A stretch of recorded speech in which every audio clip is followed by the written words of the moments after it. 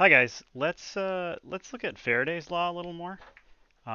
As uh, we're gonna need to expand on this a little bit uh, to come up with our complete set of Maxwell's equations.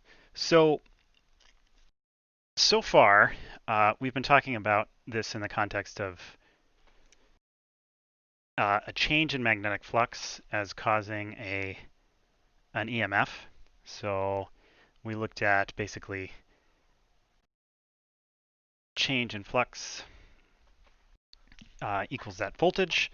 And just to refresh our memories here, the magnetic flux, you can think of that as an integral of B dot dA, a magnetic field times an area, essentially, where, this might look like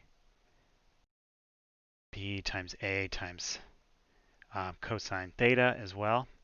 So, and kind of the picture that you have of that is, like an area with magnetic field lines that are going through it. So you could imagine you can change any one of these ingredients in time, and that would give you a change in flux. So you could, for example, you could change the strength of the field.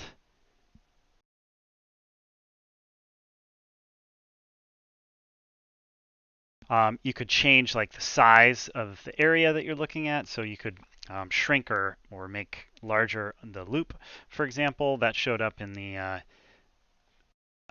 problems that we talked about during the synchronous session. Or you could change the orientation. If you change the angle, say, between these to like this would be a different amount of flux. So that would be another thing. And all of those things would change the flux, and that would cause an EMF. So the ingredient that we want to add to this, and kind of or just to clarify, we were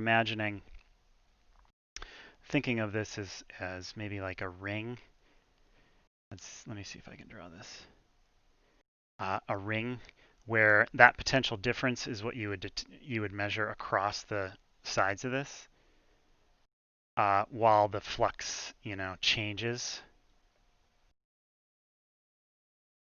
So the ingredient that we want to add to this is, if you remember way back to chapter 23,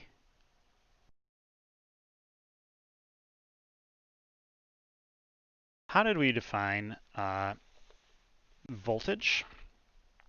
So we got this by basically just integrating, doing the electric field. And kind of the example that we used the most was, or we used a fair amount, was the parallel plate capacitor. So like if you have parallel plates, it's easy because we know that the electric field is constant in there. And if you look between the plates and you go from one to the other, you would find that the electric field just looks like, or sorry, you would find that the voltage just looks like E times D. And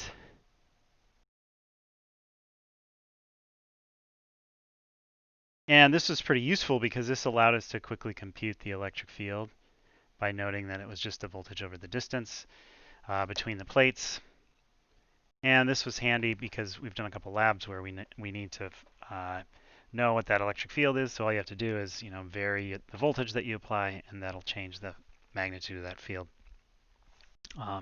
And so we can explicitly put this in for our voltage. Now imagine now that we're going around like a loop, for example. So this would become a closed line integral. Okay. And that would equal the change in magnetic flux per time. And why this matters is because now we have an explicit connection between the electric field and the magnetic field inside, the magnetic flux.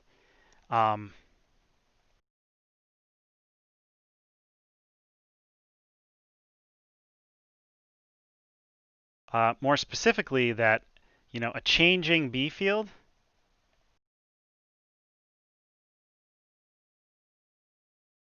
causes an electric field.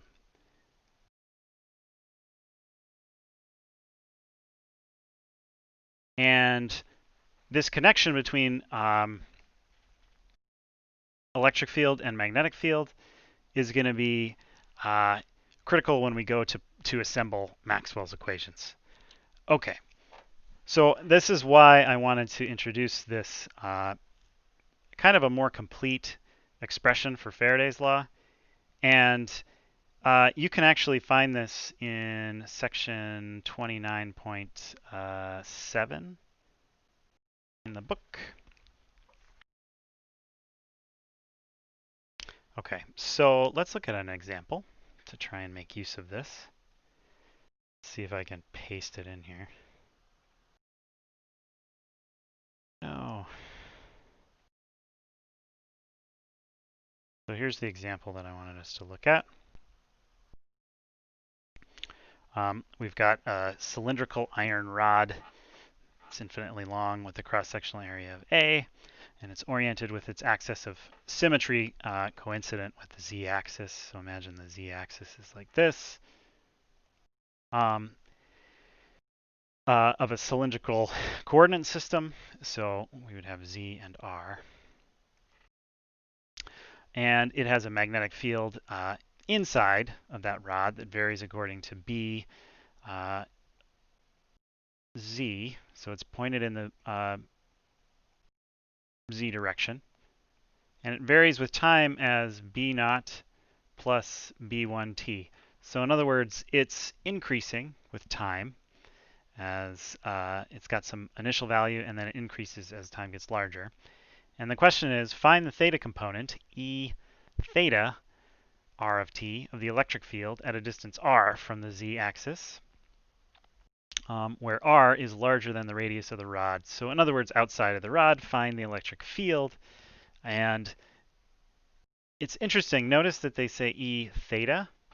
That's because the other coordinate in this cylindrical coordinate system, so you have z hat, which points in the z.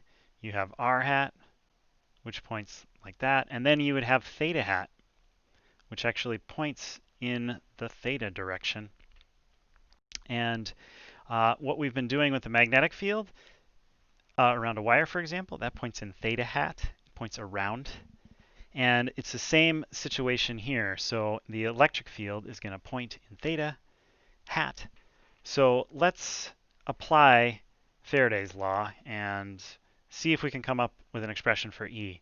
So put it down here as well.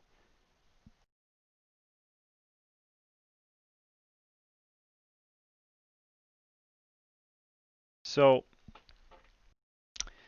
the magnetic flux, remember the magnetic flux is going to be the area times the B field. Since they're both the area and the B field are pointed up in Z.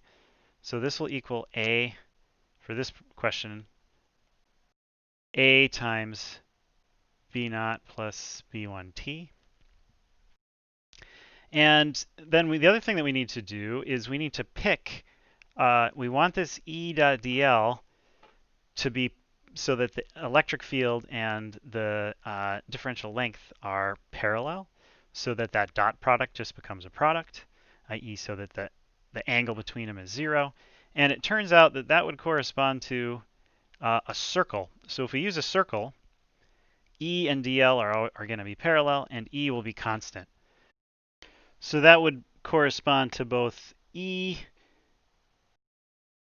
and dl pointing in the theta hat. Let me put this in two different colors. So like E, it's kind of hard to draw. Imagine that going around the circle. This is E.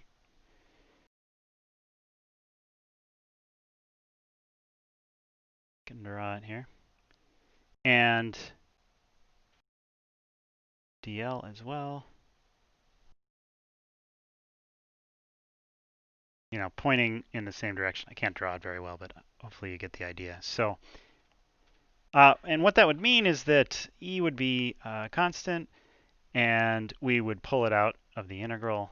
So you'd have E times the integral of dl around the circle, i.e. times the circumference of the circle. And this would equal the negative change in flux, where that is A times B naught plus B1t. And so when we compute this, this would be just, the integral around the circle would be a factor of 2 pi r. And then that would equal over here, the derivative of this, well, the area is constant and B naught is a constant, so we would just have, the only thing that would contribute would be the B1. So we would have negative B1, or sorry, A times B1. And so then if we solve this for E, we would have negative A B1 over 2 pi r. And that is the electric field in the theta hat direction. And it's a function, it depends on how far away you are, and it depends on, the B in our magnetic field expression. And notice it's constant. It doesn't depend on t, but it does depend on how fast B is changing, and that's that B1 term.